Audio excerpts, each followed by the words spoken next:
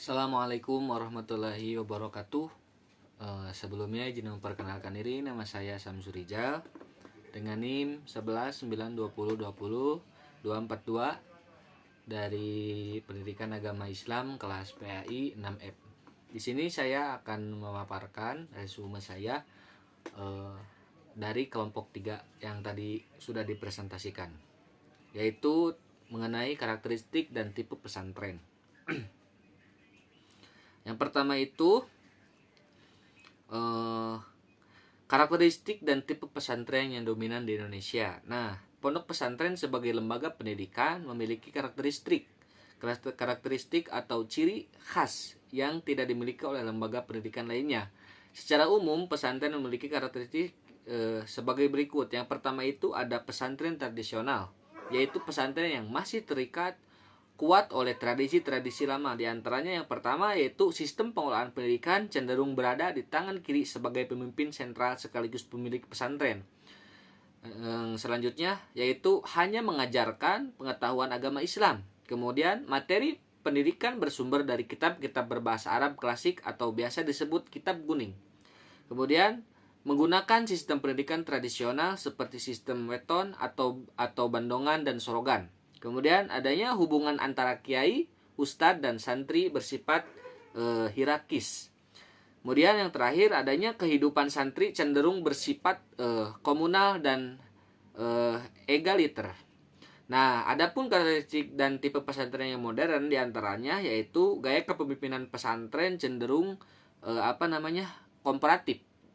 Kemudian program pendidikannya berorientasi pada pendidikan keagamaan dan pendidikan umum. Kemudian, materi pendidikan pesantren bersumber dari kitab-kitab klasik dan non-klasik.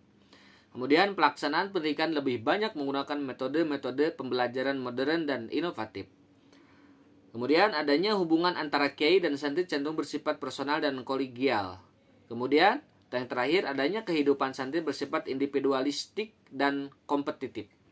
Nah, pesantren ini terbuka untuk umum. Coral pesantren ini telah mengalami transformasi yang sangat signifikan baik dalam sistem pendidikan maupun unsur-unsur kelembagaannya.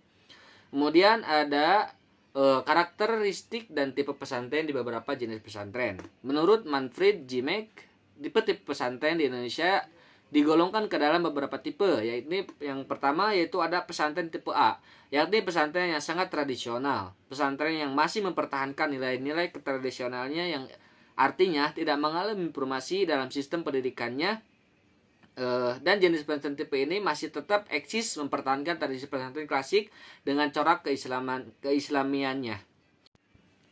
Kemudian ada tipe pesantren B, yakni pesantren yang mempunyai sarana fisik seperti masjid, rumah kiai, pondok atau asrama yang disediakan bagi para santri, terutama bagi santri yang dari daerah yang jauh sekaligus menjadi ruang belajar. Kemudian ada pesantren tipe C. Pesantren tipe C ini atau disebut pesantren serapi yang ditambah dengan lembaga sekolah madrasah seperti madrasah, SMA, dan kejuruan yang merupakan kategori pembaharuan dan modernisasi dalam pendidikan Islam di pesantren. Kemudian ada pesantren tipe D, yaitu pesantren modern. Pesantren ini terbuka untuk umum. Nah, corak dari pesantren ini sudah mengalami transformasi yang sangat signifikan, baik itu dalam sistem pendidikannya maupun dalam unsur-unsur kelembagaannya. Kemudian ada pesantren tipe E. Pesantren tipe E ini adalah pesantren yang tidak mempunyai lembaga pendidikan formal tetapi memberikan kesempatan kepada santri untuk belajar pada jenjang pendidikan formal di luar pesantren. Pesantren pada tipe ini dapat dijumpai pada pesantren serapi dan jumlahnya di Nusantara relatif lebih kecil dibandingkan dengan tipe-tipe pesantren yang lainnya. Kemudian ada pesantren tipe F. Pesantren tipe F ini biasanya disebut dengan ma'had, atau yang mana tipe ini umumnya ada pada perguruan tinggi agama atau perguruan tinggi bercorak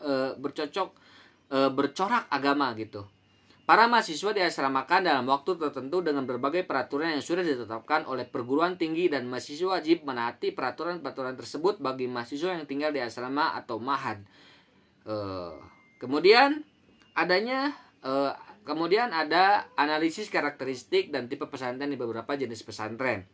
Nah, meninjau keanekaragaman pesantren yang sudah dipaparkan, yang tadi saya sudah paparkan, Abdullah Syukri Jakarsi mengemukakan pendapat bahwa pesantren sejak berdirinya hingga perkembangannya Sampai sekarang dapat dikategorikan menjadi 3 macam bentuk, yakni yang pertama ada pesantren tradisional yang masih tetap mempertahankan tradisi-tradisi lama, pembelajaran kitab sampai kepada permasalahan tidur, makan, dan WC-nya atau MCK-nya, serta kitab-kitab marjinya yang bisa disebut kitab kuning. Kedua ada pesantren semi modern, yakni pesantren yang memadukan antara pesantren tradisional dan pesantren modern.